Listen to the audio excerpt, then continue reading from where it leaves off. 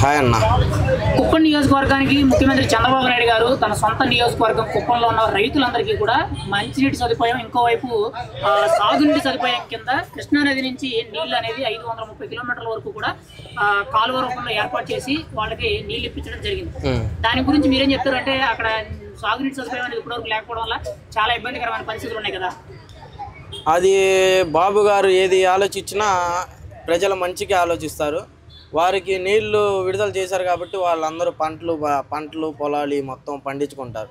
నేటి ప్రభుత్వంలో ఈయన నీళ్లు రిలీజ్ చేశానని చెప్పి నీళ్లు రిలీజ్ చేసి ఒక దాంట్లో స్టోర్ చేసి ఆ రెండు మూడు రోజుల తర్వాత నీళ్లు ఇంకా వదిలేశారు. నీళ్లు దాని తర్వాత నీళ్లు లేవు. ఇప్పుడు బాబు గారు ఈ నీళ్ళు అంతా స్టోర్ చేశారు. ఎప్పుడు కావాలంటే అప్పుడు ప్రజలందరూ నీళ్లు వాడుకోవచ్చు. నేటి ప్రభుత్వంలో నీళ్లు 2-3 రోజులు వాడుకోవాల్సి వచ్చేది. ఈ ప్రభుత్వంలో ఎల్లకాలం నీళ్లు వాడుకుంటానే ఉండొచ్చు. చంద్రబాబు నాయుడు గారు కూడా ఈ మధ్యన ఆయన రాజకీయ వ్యవహార శైలిలోనే కానీ ఆయన పని విధానంలో కొంచెం మార్పులు వచ్చినాయని చెప్పి చాలా మంది చెప్తున్నారు. అంటే ప్రతి నెలలో 1-2 సార్లు అయినా సరే ప్రజల దగ్గరికి సామాన్యుడిలాగా వెళ్ళి వాళ్ళతో ముచ్చటించి మాట్లాడి వాళ్ళ కష్టసుఖాలు తెలుసుకొని ఆయన ఏదో ఒక సాయం చేయడం జరుగుతుంది. దాని గురించి మీరేం చెప్తారు? ఆయన ఆర్థికంగా ఇబ్బంది పడే వాళ్ళందరి దగ్గరికి వెళ్ళి సామాన్యుల్లాగే, నిజంగానే కరెక్ట్గా చెప్పారు, సామాన్యుల్లాగే వెళ్ళి ఆయన ఆదుకుంటున్నారు. కాస్త ఆయన ఏమైనా కష్టాల్లో ఉంటే ఆయన మటుకి కాస్త వాళ్ళని చూడలేక ఆయన మటుకి అభివృద్ధి బాటలో నిరుపేదం అనేది లేకుండా చేయాలని చంద్రబాబు నాయుడు గారి ఆలోచన. అది అప్పుడు ముఖ్యంగా చూసుకుంటే రీసెంట్ గా మహిళలకు ఉచిత బస్సు ఇచ్చారు కదా. అవును. దాని మీద మీ అభిప్రాయం ఏంటి? ఉచిత బస్సు ఇవ్వటం అది చాలా వాటికి కరెక్టే. దానివల్ల కొంతమంది నష్టపోయే వాళ్ళు ఉన్నారు, కొంతమంది ప్లస్ పాయింట్ అయ్యే వాళ్ళు ఉన్నారు. ఉచిత బస్సు పంపిణీ అంటే ఇప్పుడు మహిళలందరికీ వాళ్ళందరికీ ఫుల్ సంతోషంగా ఉంది. ఇప్పుడు ఏంది, ఇప్పుడు మగవాళ్ళు అంటే ఎట్లా కొట్లా వెళ్ళిపోతాం, ఆడవాళ్ళు ఎట్లా వెళ్తారు? ఆడవాళ్ళకి ఉచిత బస్సు పంపిణీ బాబు గారు కరెక్ట్ ఆలోచనతో నెంబర్ 1 పెట్టారు. దీనివల్ల ఆటో వాళ్ళకి మైనస్ అయిద్దాం అని అనుకుంటారేమో, అయ్యే వాళ్ళకి మైనస్ అవ్వచ్చు, అక్కడ అవ్వని వాళ్ళకి ప్లస్ పాయింట్ ఆటో వాళ్ళకి కూడా. రీసెంట్ గా కూడా అమరావతిలో వరదలు ఎక్కువ వచ్చినాయి. అమరావతి ముంపు ప్రాంతం, అక్కడ అమరావతి క్యాపిటల్ కట్టడం కరెక్ట్ కాదని చెప్పి వైఎస్ఆర్సీపీ పార్టీకి సంబంధించిన నేతలు కానీ కార్యకర్తలు సోషల్ మీడియాలో విపరీతంగా ట్రోల్ చేస్తున్నారు. దాని గురించి మీరేం చెప్తారు? నిజంగా అమరావతి ముంపు ప్రాంతమా? అంత దారుణంగా మునిగిపోతుందా? అది మొత్తం ఫేక్ న్యూస్ మీరు అన్నది. అమరావతి ఆ జగన్మోహన్ రెడ్డి ప్రభుత్వంలో 3-4 అమరావతిలు పెట్టాడు. 3-4 అమరావతిలు, రాజధాని 3-4 అవసరం లేదు. అమరావతి రాజధాని ఒకటే చాలు, అది అమరావతి. అది మునిగిపోయే ప్రాంతం కూడా కాదు, అది నెంబర్ 1 ప్లేసు.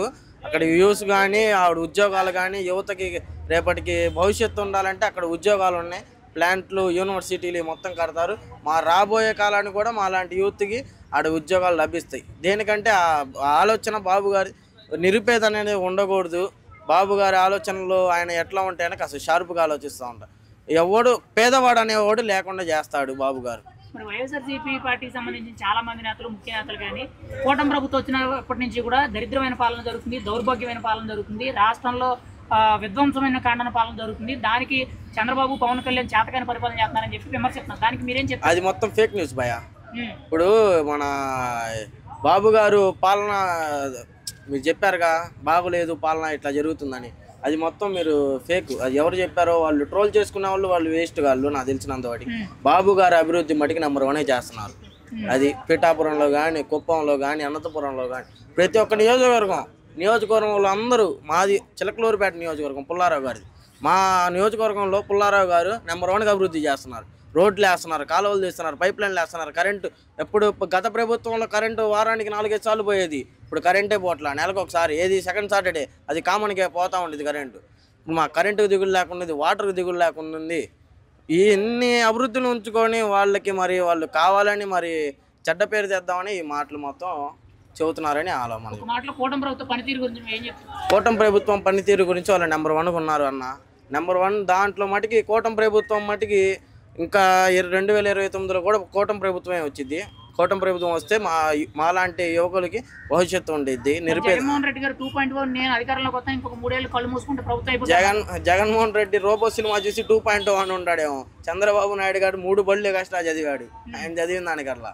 అది చంద్రబాబు నాయుడు గారిని ఆయన ఏదో తక్కువ అంచనా చేసి మాట్లాడతారులే కానీ, చంద్రబాబు నాయుడు 2-3 బళ్ళు ఎగస్ట్రానే చదివాడు. ఒక మాటలో జగన్మోహన్ రెడ్డి గారు అధికారంలోకి వస్తారా?